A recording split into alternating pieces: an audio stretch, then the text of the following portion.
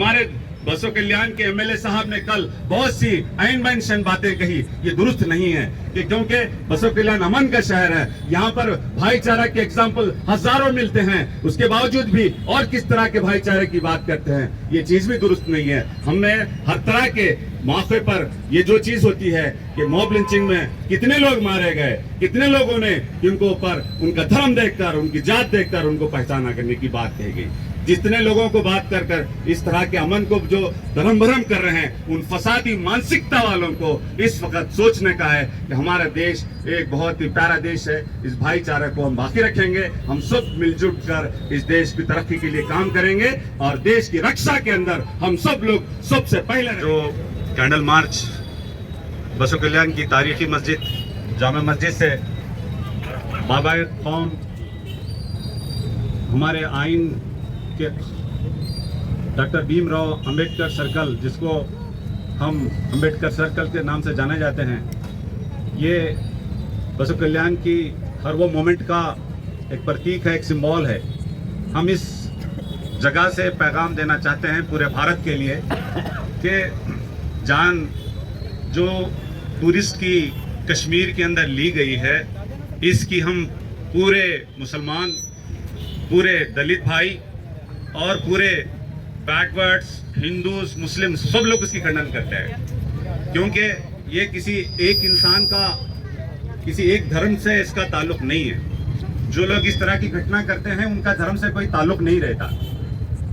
भाइयों, जरा सोचिए कि किसी भी देश की सबसे बड़ी चीज वो होती है उसकी अखंडता, उसकी सुरक्षा।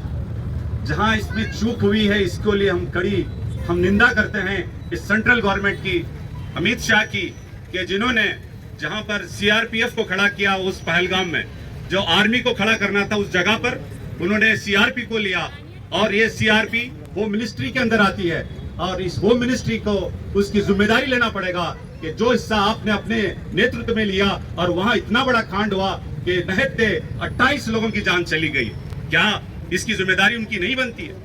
क्यों राजनाथ सिंह इस पर नहीं बोलते? क्या बात है कि हमारी 10 लाख फौज जो कश्मीर में खड़ी है, क्या वो इतने बड़े आतंकी हमले को रोकने में नाकाम हुई? क्या ये हमारी फौज की कमजोरी है? हरगिज नहीं। हमारी फौज बहुत मजबूत फौज है। हमारी फौज हमारी हर किस्म की लड़ने की ताकत रखती है, लेकिन इसको भी तुम सियासी रंग देने जा रहे हो, ये सरासर गलत है, जिसकी हम खंडन करते हैं, जिसका विरोध करते हैं। धर्म पूछकर मारना ये घिनौना हरकत है, ये इस्लाम इसकी हरगिज इजाजत नहीं देता।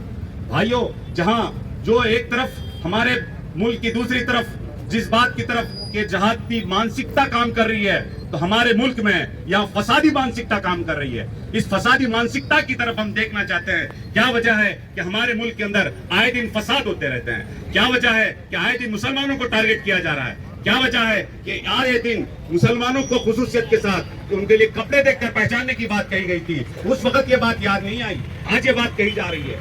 आज ये बात कही जा रही है। आज कश्मीर इंसानियत के लिए पहचाना जाता है। कश्मीरियत जो इसकी सबसे बड़ी पहचान है, जिन्होंने अपनी जानों को खेलकर, अपनी जानों को उसका सामने उसका गंवा कर उन्होंने वहां टूरिस्ट की हिफाजत की, ये पूरी जीती जाग की उसकी एग्जाम्पल है। साथियों, इसके अलावा हमारे सामने कुंभ मेले के अंदर जब इसी तरह का भगदड़ मच गया, तो वहां पर भी मुसलमानों ने मस्जिदों को अपने खोल दिया और अपने दरवाजे खोल दिए और लोगों को अपने पास जगह दिए। आए दिन मुसलमानों को टारगेट करना ये सही नहीं है। मुसलमानों के लिए इस तरह के इल्जामात लगाना सही नहीं है। कभी हम अब्दुल हमीद के तौर पर पाकिस्तान के खिलाफ खड़े थे कि हम रक्षा के मामले में अपने देश के साथ सौदा करने वाले, हम देश के गद्दार नहीं है। गद्दार कौन है उनको पहचानिए, गद्दार है उनको पकड़िए और चौराहे पे लाइए। कौन है जो स्पाइस के लिए, कौन जो मुल्क की जासूसी कर रहे हैं उनको पहचानिए। कौन है जो सरहद पर ठहर कर लोगों के साथ भेदभाव कर रहे हैं। मीडिया इस वक्त देश के लिए एक जो अहम रोल अदा करना था, सच्चाई को पेश करना था,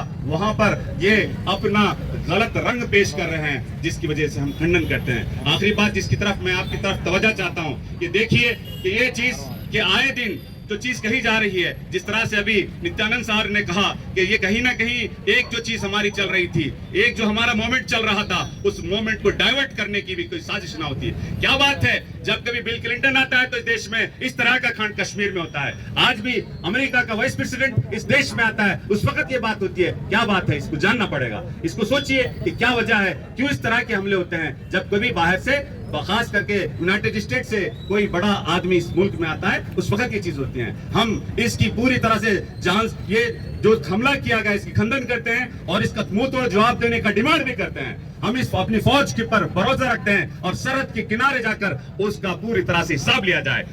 जात और धर्म इस वक्त देश की अखंडता के साथ सौदा नहीं होगा। आइए हम सब एक होकर उन जो मरने वाले पीड़ित लोग हैं, उन पीड़ित लोगों के गम में शरीक हैं, उन लोगों की बहादुरी को जिन्होंने अपने कंधे पे बिठाकर उन टूरिस्ट को अपने घरों तक पहुंचाया, जिन्होंने अपनी जान पर खेलकर उन लोगों को बचाया, उन सबको उनकी बहादुरी को सलाम। और जिन लोगों ने उस वक्त, जिन लोगों ने तकलीफ में हैं, जो जख्मी हैं, उन जख्मियों के लिए भी हम दुआ करते हैं कि उनको अल्लाह सेहत अता फरमाए। और इस वक्त भारत में जो इस्लाम है, जो शांति का प्रतीक है, सलामती का और भाईचारे का हमारा दीन है, ये पहले अमन चाहता है और सुरक्षा चाहता है, इंसाफ चाहता है, अदल चाहता है। लेकिन इसको बहाना बनाकर इनोसेंट लोगों को टारगेट कर उन कश्मीरियों को जो हिरासमेंट करने की कोशिश की गई, ये भी दुरुस्त नहीं रहेगा। बात याद रखिएगा कि जो चीजें बात है मुजरिम को सजा देना है, लेकिन मुजरिम को सजा देने का नाम लेकर दूसरे इनोसेंट लोगों को सजा ना दी जाए, इस तरह की भी हम डिमांड करते हैं। साथियों, हमारे बसों कल्याण के एमएलए साहब ने कल बहुत सी ऐन बैन बातें कही, ये दुरुस्त नहीं है कि क्योंकि बसों कल्याण अमन का शहर है, यहाँ पर भाईचारा के एग्जाम्पल हजारों मिलते हैं, उसके बावजूद भी और किस तरह के भाईचारे की बात करते हैं, ये चीज भी दुरुस्त नहीं है। हमने हर तरह के मौके पर ये जो चीज होती है कि मॉब लिंचिंग में कितने लोग मारे गए, कितने लोगों ने उनको ऊपर उनका धर्म देखकर, उनकी जात देखकर उनको पहचाना करने की बात कही गई। जितने लोगों को बात कर इस तरह के अमन को जो धर्म भरम कर रहे हैं, उन फसादी मानसिकता वालों को इस वक्त सोचने का है कि हमारा देश एक बहुत ही प्यारा देश है, इस भाईचारे को हम बाकी रखेंगे, हम सब मिलजुल कर इस देश की तरक्की के लिए काम करेंगे और देश की रक्षा के अंदर हम सब लोग सबसे पहले रहेंगे। थैंक यू, इंशाअल्लाह।